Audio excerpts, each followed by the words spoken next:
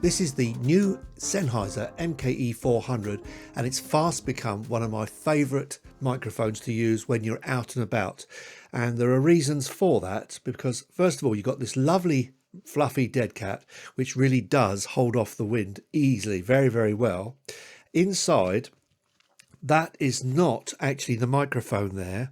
What it actually is the microphone is inside there. So this is almost inside its own little small blimp. So that's a little blimp there.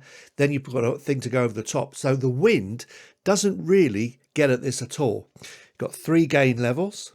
You've got a high pass filter. And really nice is that it's got a headphone jack and a volume for your headphone. And the thing is when you put your headphones on, this thing really does give significant volume. It's very, very good for monitoring. So you can monitor your sound from this. It's got good wind rejection, really, really good. It's highly directional. It's a super cardioid. And I think this is a superb little mic. So now I'm going to show you what this thing sounds like outside. This is the sound of the Sennheiser MKE-400 from the front. And I'm using it on top of a Sony ZV-1.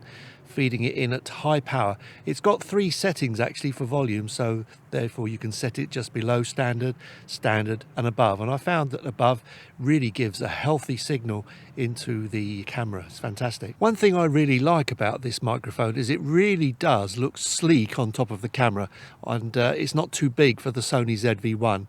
It just pokes a little bit beyond the lens. One thing I don't like about this microphone though is that the cable that goes from the microphone to the camera is actually on the front underneath side of the microphone itself. So you have the cable sort of above the lens, or if you want to, I suppose you could wrap it below. I have found that below is a bit of a nuisance. It's better to go above and let the springiness of the lead itself hold itself away from the camera. But it would have been nicer to have had that on the back of the microphone rather than the front, I think. But I must say it's a great looking thing, and it's giving out a nice amount of power too. It's giving a good healthy signal. Just a slight breeze today, nothing much, but nevertheless it's best to keep these dead cats on them outdoors. So I'm going to start swinging the camera around now, and this is the sound of the microphone from the front. I'm going to swing round. This is the sound of the microphone from the side, and now I'm onto the back, and that's the sound of the microphone on the rear. So hopefully, let's go round. So hopefully it's giving a reasonable amount of rejection. There is a plane flying over. I don't know if that's picking up.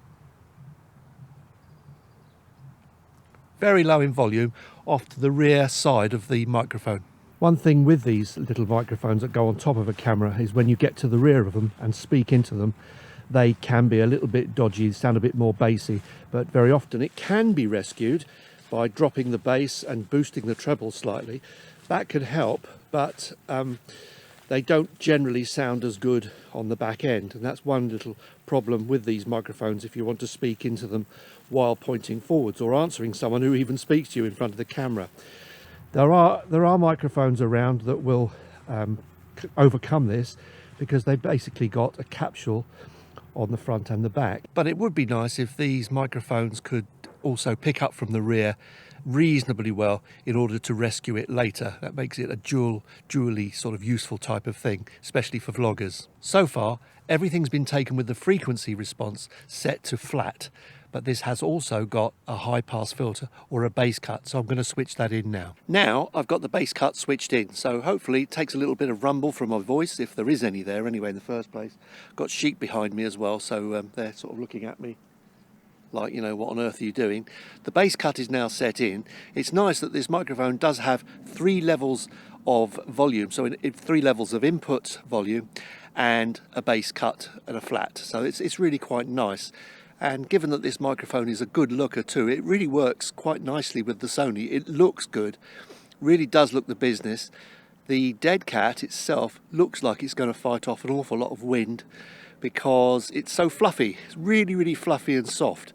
It's one of the nicer dead cats I've seen actually, and it's black, which is rather nice, not that grey colour.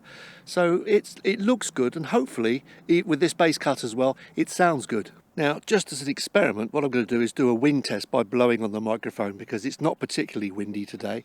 So here's a gust.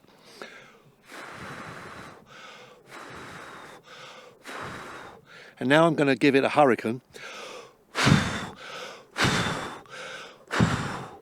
Now, if it survived the hurricane, that windshield is doing pretty well. Now, the countryside is supposed to be nice and quiet, but always in these places you get noise of people chopping wood or cutting grass or whatever. And I've still got the bass cut in, and behind me here now is a lawnmower going. It's pretty loud, although there is a fence between me and it. And if this is rejecting that sound, this microphone is doing very, very well. So I'm hoping that this is coming right over the top of the lawnmower, which is just past me on the fence here. Let's show you the fence behind me. There's the fence. You see the fence behind me? Am I pointing? There we are. There's the fence. It's just behind there. And if I go here, hopefully that noise has subdued a bit. Let's just try that again. This is with the back end of the microphone looking at the lawnmower. Now the front side is looking at it. Going back. And I'm just hoping that if it's rejecting that, it's a good microphone. It's going to be useful.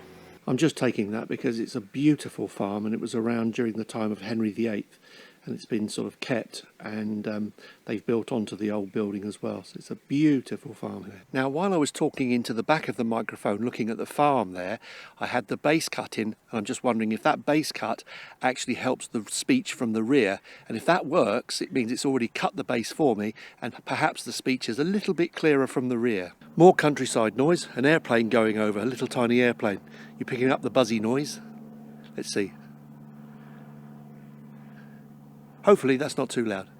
One important aspect of all microphones is not just the sound of them and how they pick up speech and what they sound like, but how they reject sounds around. And that's very, very important when you're taking a microphone outdoors. I mean, no microphone would reject the sound of traffic going past you right close by, but they should to some extent cut some of that background noise out. If they're not, then they're not useful outdoors. I'm a little bit more out in the open now, and there's a wind in my face, so if I walk towards it, that kind of speeds up the wind for me, just to see if the rear end of this microphone attracts noise. I don't think it's too bad. Hopefully it's not. Now I'm going to turn around and face it, but I have to walk backwards.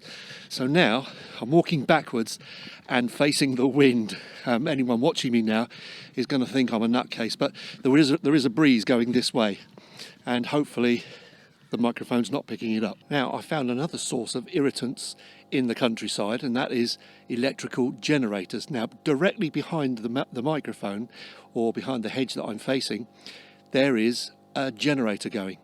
That's a nice, quite a loud hum. Now, if the microphone's rejecting that, that's really good. I'm going to face the other way.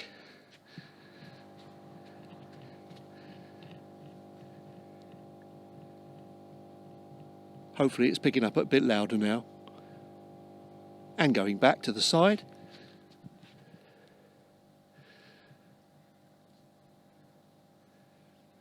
And then off to the rear again. Again, I've got bass cut in because I want to reject low sounds when you've got noise especially, and wind. God, I've just seen a murder, would you believe? Terrible. This buzzard was flying up in the sky, really quite high, and it came down and mangled a rabbit. It just came down and got hold of it right in the middle of the field. So I suppose I'm a witness to murder now. Look at the flies basking on the top of that gate. Sitting there getting a suntan. It's disgusting, isn't it? You see, we're in the countryside. Animals and flies everywhere. Okay, now at the moment I'm at arm's length, and I'm going to try this now at a bit of a distance, so I'm going to walk away from it. So here we go. Now I'm quite away from the microphone now. You wouldn't normally use a microphone this far away. I would say 20 feet or so. Now I can go further, so let's try it.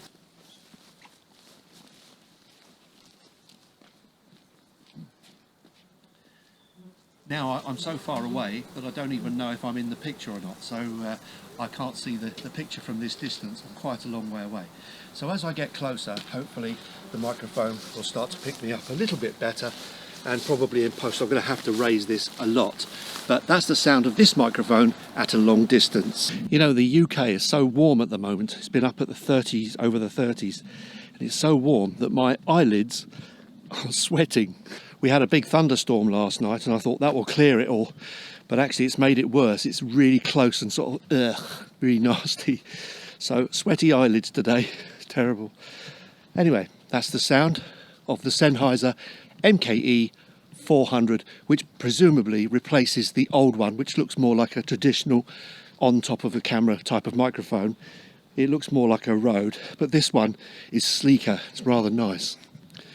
Cheers for now.